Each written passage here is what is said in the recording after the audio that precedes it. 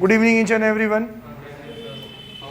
हम पढ़ रहे थे बिल्स ऑफ एक्सचेंज, और बिल्स ऑफ एक्सचेंज में आज अपन को न्यू और इम्पॉर्टेंट टॉपिक पढ़ना है। इम्पॉर्टेंट टॉपिक है dishonour of bill. Dishonour of bill में क्या होगा कि हमारी कहानी थोड़ी सी आगे बढ़ेगी। क्या कहानी थी कि मैंने किसी को गुड्स सेल किया, पैसे मांगने गया तो उसने कहा पैसे नहीं है, 2-3 महीने बाद दूंगा। तो हमने एक पेपर पे लिखवा के साइन ले लिया। जैसे ही ये पेपर पे लिखवाया, इस पेपर के अगेंस्ट में मुझे पैसे रिसीव करने, बिल्स रिसीवेबल, उसके लिए बिल्स पेएबल। अगर 3 महीने बाद का बिल था तो हम 3 महीने बाद पैसे लेने जाते और वो हमें पैसे दे देता। ये 3 एंट्री हमने रट्टा मारी थी। कौन कौन सी? पहली एंट्री कि यार मान लो ये ए है, ये बंदा ए है और ये है बी। ए भाई साहब ने बी भाई साहब को सेल किया, तो प्लीज़ पलक फर्स्ट 2 बटन्स फर्स्ट रो में। एंट्री होगी B account debit to sales account. कितने से? 10,000। अब यहाँ देखो टॉपिक क्या लिखा है, बहुत इंपॉर्टेंट है, ये वाली बात समझना। आज के टॉपिक को समझने के लिए ये कंसेप्ट समझना बहुत ज़रूरी है। ये लिखा हुआ है कन्वर्जन। क्या लिखा हुआ है? कन्वर्जन। खूबसूरत सी राइटिंग में, ठीक है, मैजिकल राइटिंग है, बोलने से समझ में आती है। क्या लिखा हुआ है? ये कन्वर्जन। किस चीज़ का कन्वर्जन हो रहा है? बिल का नहीं हो रहा कन्वर्जन, पैसों का भी कन्वर्जन नहीं हो रहा, एसेट का कन्वर्जन हो रहा है। लेकिन कौन से एसेट का? डेटर का। Very good. किसका कन्वर्जन हो रहा है? डेटर का। कि यार मैंने गुड सेल करे थे, ए बन गया मेरे लिए डेटर, है ना। पैसे मांगने गया, उसने बिल पे साइन करके दे दिया, तो अब ये मेरा डेटर कन्वर्ट हो गया किस में? बिल्स ऑफ एक्सचेंज में, जो मेरे लिए क्या कहलाएगा? Bills receivable. तो एंट्री हो रही है bills receivable account debit to my debtor. कौन? ए अकाउंट, सॉरी ए नहीं बी। 10,000। अब पहले सिंपल वाली एंट्री समझ लेते हैं। सिंपल वाली एंट्री क्या है कि due date. Sir due date पे अगर हमें पैसे मिल गए होते तो फिर एंट्री क्या होती? बिल्स रिसीवेबल क्या है? पैसा आया तो डेबिट, गया तो क्रेडिट, और बिल्स रिसीवेबल जाता तो बदले में क्या मिलता मेरे को? पैसा। तो एंट्री होती bank account debit to bills receivable account. Done. ये बात समझ में आ रही? लेकिन अब मान लो कि सर पैसा नहीं मिला, तो फिर क्या? अगर पैसा नहीं मिला तो फिर क्या एंट्री होगी? तो पहले तो आप दुनियादारी समझो कि अगर पैसा नहीं मिलता तो किसको क्या करना होता है। बाद में अपन अकाउंटिंग सीखने आएंगे। मान लो कि आप पैसे लेने गए, उसने पैसे नहीं दिए, तो आप उससे क्या कहोगे? आपने साइन किया था, इस डेट पे पैसे देने थे, अभी आप नहीं दे रहे हो, तो हम कोर्ट में केस करेंगे, है ना। आपको देने पड़ेंगे पैसे। आप कोर्ट में केस करने गए, जज साहब ने सामने बुलाया उसको, बी को, कि भाई तूने पैसे क्यों नहीं दिए?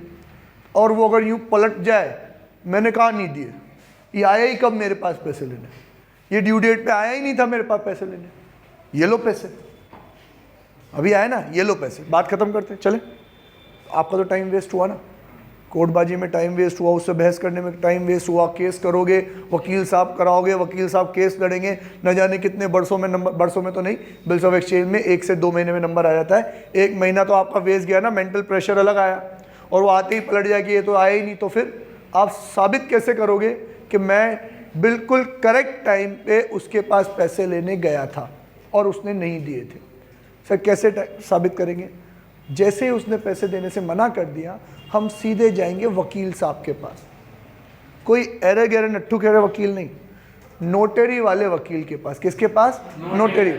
नोटिंग एक पावर होती है जो सरकार कुछ कुछ वकीलों को देती है, जो अप्लाई करता है उनको देती है। हर वकील के पास नोटिंग की पावर नहीं होती। मीन्स आप लोग जब कोई एग्रीमेंट करते हो आपस में, तो वो एग्रीमेंट वैलिड है कि नहीं है, उसकी टर्म्स एंड कंडीशन प्रॉपर है कि नहीं है, इसलिए आपको उस एग्रीमेंट को वकील साहब के पास जाके रजिस्टर करवाना पड़ता है। उनका नोटिंग का एक रजिस्टर होता है, उसमें वो रजिस्टर में मार्क करते हैं कि इस डेट पे ये और इसके बीच में एक एग्रीमेंट हुआ है, मैं इसका एक तरीके से गवाह हूं, या मेरी निगरानी में ये हुआ है। और फिर उस एग्रीमेंट के ऊपर वो सील थप्पे लगा देते हैं और कह देते हैं अटेस्टेड। क्या बोल देते हैं? आजा बेटा, अटेस्टेड मतलब हाँ मैं कंफर्म करता हूं कि ये एग्रीमेंट हुआ है। समझ में आए? अब बिल्स ऑफ एक्सचेंज में भी ऐसे ही करना होगा। जैसे ही उसने पैसे नहीं दिए तो उससे बहस नहीं करनी। आप जाओ किसके पास? वकील साहब के पास। वकील साहब क्या करेंगे? देखेंगे कि ये बिल उस तारीख को बना था, इतने दिन का बिल था, बिल्कुल प्रॉपर बिल बना हुआ है और इसकी आज ही ड्यू डेट है। आपसे क्या आप होके आए उसके बाद कि हाँ सर, तो एक बार है ना फॉर्मेलिटी के लिए वकील साहब भी उसको कॉल करके पूछेंगे ये आ गए थे आपके पास पैसे मांगने, कि हाँ नहीं दिए ना आपने पैसे? के नहीं, कि ठीक है। और फिर वो अपने रजिस्टर में नोटिंग कर देंगे और उस बिल के ऊपर नोटरी का थप्पा लगा देंगे। तब ये आपका पक्का काम हो गया कि हाँ आप ड्यू डेट पे गए थे उसके पास, उसने पैसे नहीं दिए। अब कोर्ट में केस होगा तो वो पलट नहीं सकता कि ये आए ही कब। भाई बिल के ऊपर क्या हो रही है? नोटिंग हो रही है। ये आए होंगे तेरे पास, आपने ही पैसे नहीं दिए, चलो निकालो पैसे और विद कंपनसेशन ब्याज भी देना पड़ेगा। इनका जो वकील में कोर्टबाजी में जो खर्चा होगा वो सारी चीजें देनी पड़ेगी आपको। ठीक है? समझ में आया कि नहीं? तो हमें जो पावर मिल रही है केस करने की, कंपनसेशन लेने की, ब्याज व्याज लेने की, वो कब मिल रही है? डिसऑनर होने के बाद हम नोटिंग करवा रहे हैं। तो एक बात समझना, पैसे मिल गए तो कहानी खत्म हो गई। सर पैसे नहीं मिले तो आपका एक काम और बढ़ जाएगा। क्या करवानी पड़ेगी? नोटिंग करवानी पड़ेगी। और नोटिंग करवानी पड़ेगी तो वकील साहब सरकारी बाबू थोड़ी है कि जो फोकट में आपके बिलों पे थप्पा लगाते रहेंगे। वो अगर नोटिंग करेंगे, सेल्फ अटेस्ट करेंगे तो आपसे क्या लेंगे? उसकी थोड़ी सी फीस भी लेंगे और कोई ज़्यादा फीस नहीं लेते। आजकल वकील साहब की रेट चल रही है 15 रुपये।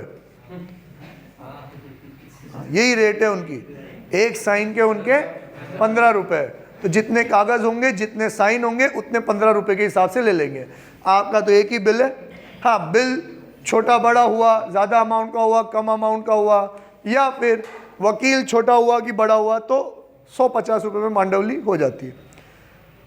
क्वेश्चन में भी 50 रुपये 100 रुपये ही लेता है वो। तो आप यूँ समझो कि यहाँ पे एप्लीकेबल होता है खाया पिया कुछ नहीं, ग्लास तोड़ा 50 रुपये। पैसे तो मिले नहीं, उल्टे नोटिंग करवानी पड़ी तो 50 रुपये जेब से देने पड़ गए, है कि नहीं? अब इस कहानी को आप, ड्यू डेट की कहानी को आप एंट्री के रूप में समझो अच्छे से। यहाँ पे क्या हुआ था कि सर मेरा जो डेटर है वो कन्वर्ट हुआ था किस में? बिल्स रिसीवेबल में। अब बिल्स रिसीवेबल की ड्यू डेट आई, पैसे तो मिले नहीं और बिल की तो आज ही वैलिड डेट थी। ये बिल तो हो गया अब एक्सपायर। क्या हो गया भाई? एक्सपायर, बेकार हो गया। तो कैंसिल करो बिल को। गया आपके पास से एसेट, एसेट की वैल्यू कम हो गई तो credit to bills receivable account. और अब सर पैसे तो दिए ही नहीं उसने। हाँ कोई बात नहीं, नहीं दिए तो वो वापस से क्या बन गया? आपका डेटर बन गया। पहले वो डेटर से क्या बना था? बिल्स रिसीवेबल बना था। अब बिल कैंसिल हो गया तो वो बिल से वापस से किस में कन्वर्ट हो गया? डेटर में। तो यही एंट्री क्या हो जाएगी? रिवर्स हो जाएगी, फ्लिप हो जाएगी। बिल्स रिसीवेबल पहले आया था तो डेबिट, अब गया तो क्रेडिट। पहले बी, तू मेरा डेटर नहीं था भाई, मैंने तुझे माल सेल किया, तू क्या था? मेरा डेटर। असेट, असेट की वैल्यू इंक्रीज हो गई तो डेबिट। तूने बिल दे दिया, अब असेट नहीं है, असेट की वैल्यू कम हो गई तो क्रेडिट। तूने पैसे नहीं दिए तो वापस से तू क्या बन गया? मेरा डेटर। असेट, असेट की वैल्यू इंक्रीज हो गई तो डेबिट। एंट्री होगी B account debit to bills receivable. मतलब पहले वाली एंट्री एग्जैक्टली रिवर्स हो जाएगी। ये समझ में आया कि नहीं? मींस दोबारा से ये कन्वर्जन हुआ। क्या कन्वर्जन हुआ? पहले डेटर कन्वर्ट हुआ था बिल्स रिसीवेबल में, अब वो बिल्स रिसीवेबल कन्वर्ट हो गया डेटर में। डन सर, लेकिन हमें वो 50 रुपये देने पड़े, उसका क्या? हाँ, आपकी जेब से पैसा गया। पैसों का रूल क्या है? आया तो डेबिट, गया तो क्रेडिट। कितने रुपए गए? 50 रुपये। अब वकील साहब को 50 रुपये चेक से दोगे क्या? तो हो गया तो भी नहीं लेंगे वो तो, है ना? क्या देना पड़ेगा? कैश। अब पैसा गया तो क्रेडिट यहाँ पे लेंगे टू कैश। अब एक बात बताओ, बिल था 10,000 का, 50 रुपये आपके कैश भी लग गया, और अब 50 रुपये जो आपका खर्चा हुआ, ये किसकी गलती है? बी की। तो आप तो क्या करोगे? बस साले 10,000 भी दे और मेरे 50 रुपये नोटिंग के लग गए, वो भी दे, है कि नहीं? जिसकी गलती है वही भुगतता है कि नहीं भुगतता? कौन? 25 देगा? पूरे 50 देगा। 25 क्यों देगा भाई? तूने बिल डिसऑनर किया है, हम तो टाइम पे आए थे, 50 रुपये लगे तो 50 रुपये देगा, 100 रुपये लगे तो 100 रुपये देगा। तो हम अब बी से कितने रुपए मांगेंगे? 10,050। 10,000 नहीं मांगेंगे, कितने मांगेंगे? 10,050। मीन्स नई बात क्या आई, यहाँ से रिवर्स तो आप सीख ही गए थे। नई बात क्या आई कि बेटा नोटिंग के 50 रुपये और लगते हैं, जो कौन भुगतता है? बी भुगतता है। डन, याद रहेगी ये entry. B account debit to bills receivable to cash, to cash. Clear? अब आखिरी में मैंने लिखा हुआ है सेटलमेंट। सर सेटलमेंट क्या होगा? अब सेटलमेंट में आपको है ना वो दुनियादारी में लड़ाई झगड़ा नहीं करना नहीं सिखाते कि उसने तो दिया नहीं, हम कोर्ट में घसीटेंगे, फिर कोर्ट में केस चलेगी, XYZ। नहीं भाई, बिजनेस है, बिजनेस में 1-2 दिन आगे पीछे होता रहता है। हम लेने आए, आपने पैसे नहीं दिए और बड़े नम्रता से बोला कि भाई अभी नहीं है, ये बिल तो हो जाने दो डिसऑनर, कोई बात नहीं, जैसे ही आता हूँ देते हैं। ठीक है, मानते हैं कि आपकी बुक्स में उसने आपको डेट दे दी कि इस डेट पे उस बंदे ने हमें पैसे भी दे दिए। अगर दे दिए तो फिर अब आएगा मेरे पास पैसा, पैसा आया तो डेबिट, एंट्री होगी बैंक अकाउंट डेबिट टू। अब पैसे किसने दिए? बिल तो पहले ही क्या हो चुका था? कैंसिल। अब जो पैसे दिए किसने दिए? मेरे डेटर बी ने दिए, तो एंट्री होगी bank account debit to B account 10,050, 10,050। Simple. आपको बस हमें एक प्रोसेस सिखाना था कि बिल बनता है और अगर कैंसिल भी होता है तो ये एंट्री होती है। पैसे तो आपको आज नहीं तो कल मिल जाने हैं। अगर वो इंसॉल्वेंट हो जाए तो कौन? सामने वाला इंसॉल्वेंट हो जाए तो। वैसे ये आपका सिलेबस नहीं है, फिर भी अगर वो इंसॉल्वेंट हो जाए तो सिखा देता हूँ। इंसॉल्वेंट मतलब दिवालिया घोषित हो जाए, बर्बाद हो जाए तो। अगर वो सामने वाला बर्बाद हो गया तो आपका फ़ायदा हुआ कि नुकसान?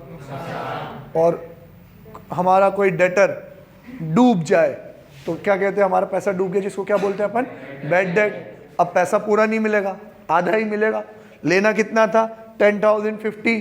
मान लो 10,050 में से 5,000 रुपये रिसीव हो गए तो बैंक अकाउंट डेबिट 5,000, बाकी का 5,050 क्या हो गया? नुकसान। खर्चा मेरा इंक्रीज हो गया तो डेबिट। लिखूंगा नहीं पर बोल जरूर देता हूं, एंट्री होगी bank account debit 5,000, bad debt account debit 5,050 to B account 10,050। Clear है? ठीक है। अब एंट्री यहां पे तो सिंपल है, यहां पे एक आधा % थोड़ा हायर लेवल जाता है। ये एंट्री वही पुरानी घिसी-पिटी, purchase account debit to A account. ये एंट्री वही घिसी-पिटी, A account debit to bills payable account. ठीक है, फिर वापस ये वाली एंट्री, अब घिसी-पिटी नहीं आएगी, अब थोड़ी सी चेंज हो जाएगी। हाँ, दिमाग लॉजिक वही लगेगा। बिल्स पेएबल पहले क्रेडिट था तो अब क्या हो जाएगा? डेबिट। एंट्री होगी बिल्स पेएबल अकाउंट डेबिट। कितने का था बिल? 10,000। ठीक है, यहां कन्वर्जन हुआ था ना, डेटर कन्वर्ट हुआ था बिल्स रिसीवेबल में, ये भी तो कन्वर्जन ही था। क्रेडिटर कन्वर्ट हुआ था बिल्स पेएबल, वापस से कन्वर्जन होगा। बिल्स पेएबल वापस से कन्वर्ट किस में हो जाएगा? क्रेडिटर में। तो यही के यही एंट्री क्या हो जाएगी बेटा? रिवर्स होगी कि नहीं होगी? तो बिल्स पेएबल हो जाएगा डेबिट और ए भाई साहब हो जाएंगे क्रेडिट। तो जरा गौर करना, एक लाइन छोड़ के लिख रहा हूं, टू ए अकाउंट। अब देखो गलती हमारी थी, ए के 50 रुपए लग गए। अब ए हमसे कितना मांग रहा है? 10,000 के 10,000 50 रुपए, 10,000। हमें कितने देने चाहिए उसको? 10,000 50 रुपए पूरे ही देने पड़ेंगे। तो मेरे ऊपर जो लाइबिलिटी आई ए के नाम की, वो कितने की आई? 10,050। सर बिल कैंसिल हुआ 10,000 का, देने पड़ गए 10,000 50 रुपए। 50 रुपए किस बात के? क्या बोला आपने? Noting charges. अब ये नोटिंग चार्जेस क्योंकि गलती हमारी है तो भुगतने भी हमें ही पड़ेंगे, ये खर्चा हमें ही भुगतना पड़ेगा। खर्चा मेरा इंक्रीज हो गया तो डेबिट, एंट्री होगी अब noting charges account debit 50 rupees. समझ में आया? और जो बात आपको याद रखनी है वो क्या है कि यार यहां पे उल्टा सिनेरियो चलता है, करे कोई भरे कोई। खर्चा किसी और का है, पे कोई और कर रहा है। तो ये पे कर रहा है तो इसकी बुक्स में तो आएगा टू कैश, और भुगतना उसको है तो भाई उसके नोटिंग चार्जेस आएगा। क्लियर है, याद रख लोगे। अक्सर मोस्ट ऑफ द टाइम बच्चे यही कंफ्यूज होते हैं कि ये नोटिंग चार्जेस किसकी बुक्स में आएगा, ड्रॉवर की कि ड्रॉई की। भाई जिसकी गलती है ना उसकी बुक्स में नोटिंग चार्जेस आएगा। किसकी गलती है, बिल्स पेएबल वाले की गलती है, तो नोटिंग चार्जेस हमेशा बिल्स पेएबल के साथ आएगा। कैसे याद करते हैं अपन, नोटिंग चार्जेस हमेशा बिल पेएबल के साथ आएगा, नोटिंग चार्जेस हमेशा बिल्स पेएबल के साथ आएगा, नोटिंग चार्जेस हमेशा बिल्स पेएबल के साथ आएगा। लेकिन पैसे कौन बुक देगा, जिसके हाथ में डिसऑनर हुआ वो ड्रॉवर। डन हो जाएगा ये, ओके। हाँ, नोटिंग चार्जेस तो बी एक्सपेंस ही तो है। अच्छा हाँ, इसमें कैश क्यों लिख रहे हैं, नोटिंग क्यों नहीं लिख रहे? आपकी जेब से तो पैसा ही गया है तो पैसा तो रिकॉर्ड करना ही पड़ेगा ना। तो टू नोटिंग चार्जेस तो इनकम हो गई तुम्हारी, इनकम कहाँ हुई हो, तो पैसा गया है तुम्हारे पास से, कमाई थोड़ी हुई है। Illustration number 12 same to same इसी पैटर्न पे होगा, बस नोटिंग चार्जेस 50 रुपए के बदले में 100 रुपए हैं। जल्दी से रीड कर लो प्लीज, सेम क्वेश्चन है, बस नोटिंग चार्जेस 50 के बदले में 100 है। मैं वीडियो पॉज कर रहा हूं please. Illustration number 12 on 1 January 2020 X sold goods to Y for ₹20,000 less 2% cash discount. बहुत कुछ है यार इसमें, तो वो 50% पेमेंट भी कर रहा है अभी हाथों हाथ, फिर रिमेनिंग 50% के लिए बिल बना रहा है। तो चलो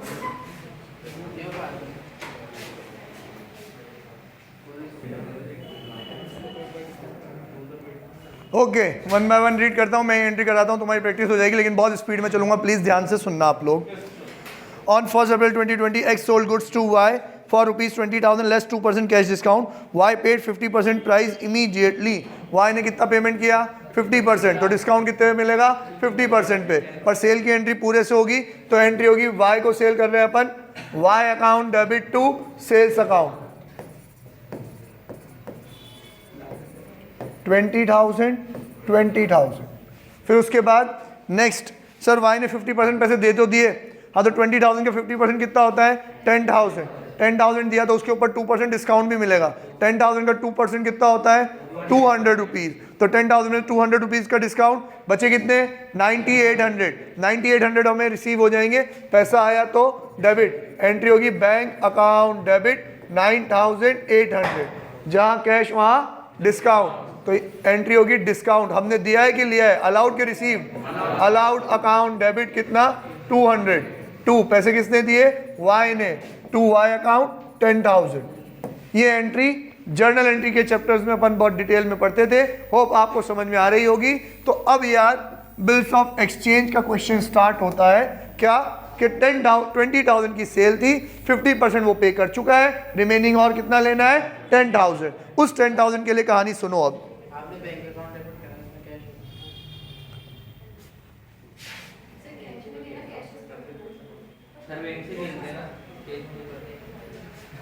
कौन बोला ये कैश, ठीक है सर, डाउट ये है कि सर आपने बैंक लिखा है, उसमें कैश लिखा हुआ है, बुक में सॉल्यूशन में कैश अकाउंट लिखा हुआ है।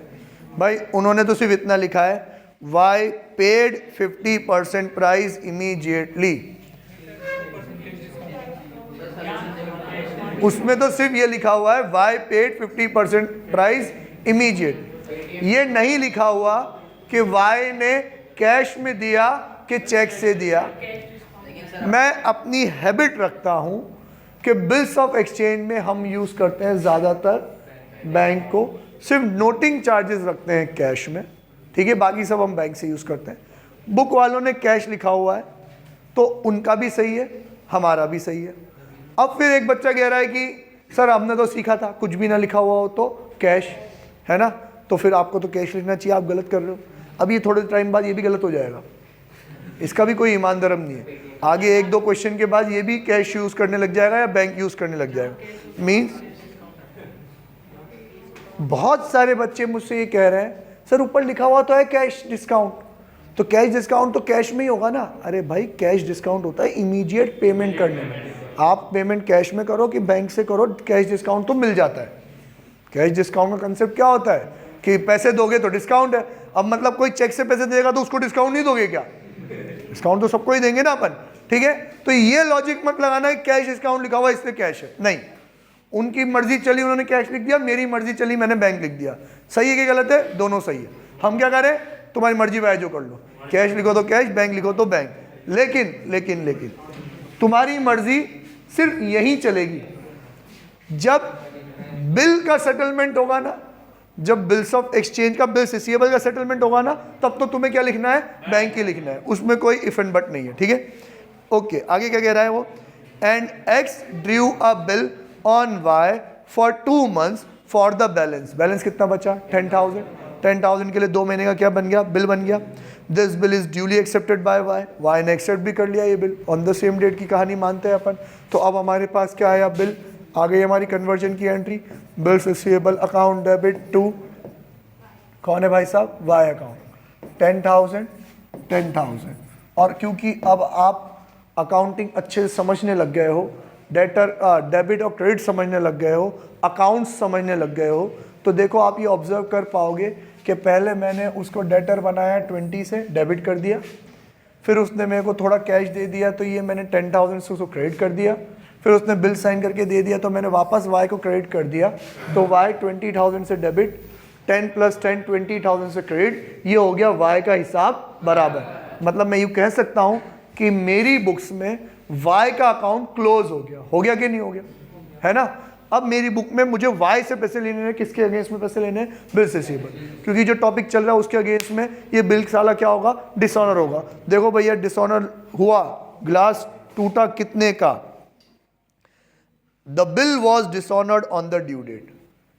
इससे पहले क्वेश्चंस में क्या आता था? Bill has been duly met. अब क्या आ रहा है? The bill was dishonoured on the due date and X paid 100 as noting charge. Bill हो गया डिसऑनर और एक्स को पे करने पड़ गए 100 रुपये। तो यार अब अगर बिल डिसऑनर होता है तो पहले तो ये एंट्री होती है रिवर्स। क्यों? क्योंकि मेरे पास से गया bill to bills receivable account. कितने का था बिल? वही घिसा पिटा 10,000। और ये पैसे अब मुझे किससे लेने हैं? वाई से। एंट्री होगी वाई अकाउंट डेबिट। पर वाई का अमाउंट लिखने में जल्दी मत करना, क्योंकि आपके क्या लगे हैं? 100 रुपये नोटिंग चार्जेस भी लगे हैं, ये आपको जेब से पे करने पड़ेंगे। आपके पास से पैसा गया तो क्रेडिट, तो यहाँ पे हम लिखेंगे टू कैश। यहाँ पे तो कैश ही आएगा, 100 रुपये लगे हैं। और अब वाई से लेंगे अपन 10,100। फिर देखो वाई कोई इंसान बुरा नहीं था।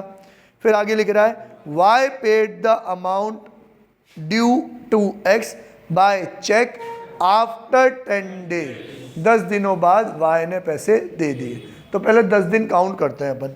सबसे पहले देखो कब हुई ट्रांजैक्शन? 1 जनवरी 20। तो 50% भी कब आएगा? 1 जनवरी 20। बिल भी कब बनेगा? 1 जनवरी 20। और अब तो आपको अच्छे से सिखा दिया है अपन ने।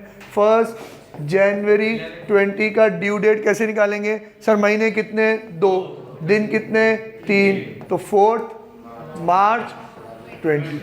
तो यार ये जो डिसऑनर हुआ ये कब हुआ? 4 मार्च 20। अब 10 दिन बाद पैसे देगा तो फिर कैसे देगा? 4 + 10 कितना हो जाएगा? 14। अब 14 मार्च 2020 को वाई हमें पैसे दे देगा। तो हमारे पास तो क्या आया? पैसा आया तो डेबिट, चेक से दे रहा है तो एंट्री होगी bank account debit to bill receivable की वाई? Y, very good. तो एंट्री आएगी टू वाई अकाउंट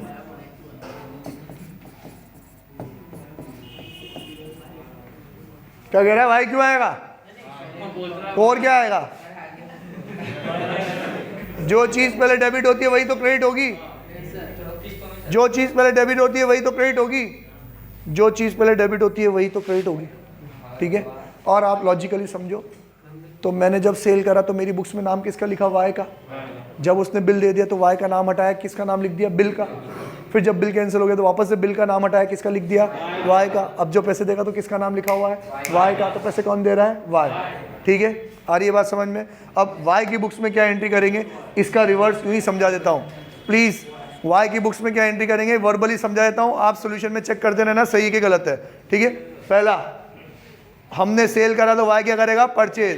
भैया डेबिट क्रेडिट तो रिवर्स होंगे ही होंगे, जो चीज़ क्रेडिट हो रही है वो डेबिट, जो डेबिट हो रही है वो क्रेडिट, नाम भी चेंज हो जाएंगे। सेल का हो जाएगा परचेज, वाई का हो जाएगा एक्स, एंट्री होगी purchase account debit to X account. फिर किसी दिन अपन इससे भी पढ़ेंगे। इससे क्या होता है कि जो मैं यहाँ लिखूंगा वो आपको वहाँ दिखने लग जाएगा। कहाँ पे, आपके मोबाइल पे, जिससे आप स्कैन करोगे। फिर दूसरी वाली बात नहीं बताऊँ मैं, वो नहीं बताऊँ, वो क्या को बताऊँ, ठीक है।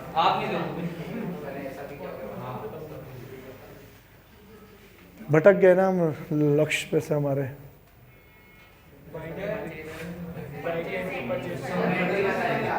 परचेज की एंट्री हो गई थी, purchase account debit to x.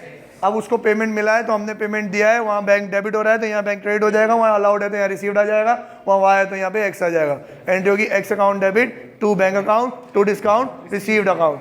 फिर तेरे लिए बिल्स रिसीवेबल तो हमारे लिए bills payable, X account debit to bills payable. फिर हमने पैसे नहीं दिए तो तू जो एंट्री कर रहा है वही एंट्री हम क्या कर देंगे, रिवर्स। तूने पैसे दिए हम भुगत लेंगे। तो ये वाली एंट्री सिखा देता हूँ मैं आपको।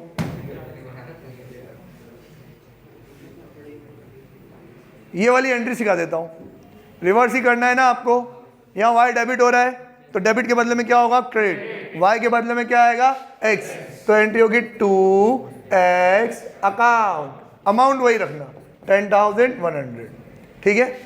यहाँ पे बिल्स रिसीवेबल क्रेडिट हो रहा है तो क्रेडिट के बदले में क्या हो जाएगा, डेबिट। बिल्स रिसीवेबल के बदले में क्या आ जाएगा, बिल्स पेएबल, तो एंट्री होगी बिल्स पेएबल अकाउंट डेबिट। कितने का, अमाउंट वही रखना 10,000। तूने पे किया कैश, तो यहाँ कैश के बदले में कैश मत लिख देना, क्योंकि इसने इसको थोड़ी दिया है, इसने तो वकील साहब को दिया है और भुगतना इसको है, तो इधर क्या आएगा, नोटिंग चार्ज।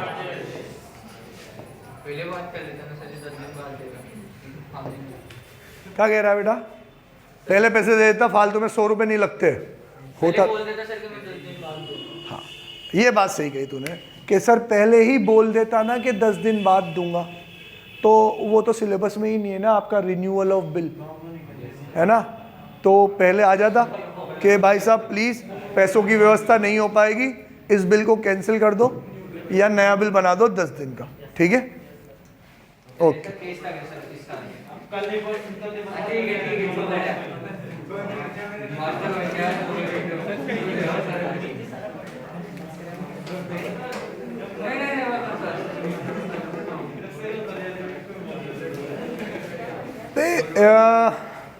इलस्ट्रेशन नंबर 13 और 14 पे लिख दो OOS, आउट ऑफ सिलेबस, ठीक है। स्मार्ट हो यार तुम लोग, जहाँ भी पढ़ते हो स्कूल में बहुत अच्छे टीचर्स होंगे तुम्हारे। कोचिंग वाले तो बेकार में बेकार हैं।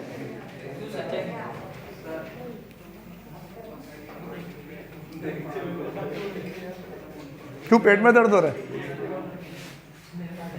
यहाँ पे एक दवाई है एक्सपायरी, वो खा ले। 5:04 हो गए यार।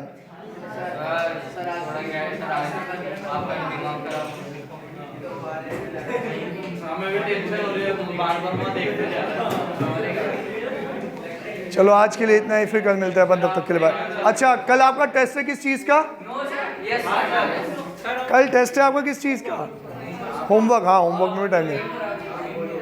टेस्ट आपका किस चीज़ का है, बताया नहीं है मैंने अभी तक।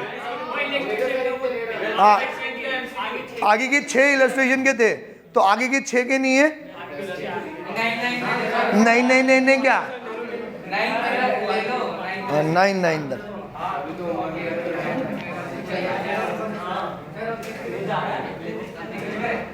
Up to illustration number 10, up to illustration number 10 तक का तुम्हारा कल टेस्ट है, ठीक है। Bye, tata, see you.